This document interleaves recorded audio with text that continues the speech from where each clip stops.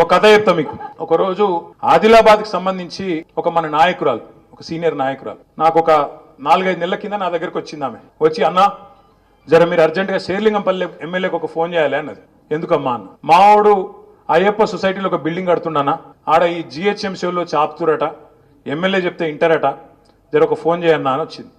నేను ఫోన్ చేసిన, అప్పుడు ఎమ్మెల్యే మన పార్టీలోనే ఉండే. ఫోన్ చేస్తే ఆయన ఏం చెప్పిండు ఎరికైనా, సార్ జిహెచ్ఎంసీలు కాదు, పాడు కాదు, అదంతా ఇక్కడ తిరుపతి రెడ్డి ట్యాక్స్ నడుస్తుంది సార్ అయ్యప్ప సొసైటీలో.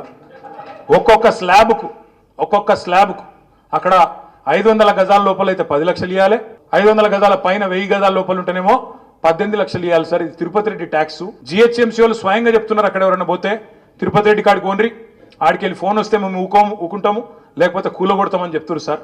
ఇది మీ ఎమ్మెల్యేనే చెప్పిండు, నాకు ఎవడో కాదు. చెప్తే నిజమా అని నేనన్నా. అవును సార్ నిజం సార్, మాదాపూర్లో ఆఫీస్ ఉన్నది, ఆయన్నే నడిపిస్తున్నాడు, మీకు కావాలంటే మాదాపూర్ ఆఫీస్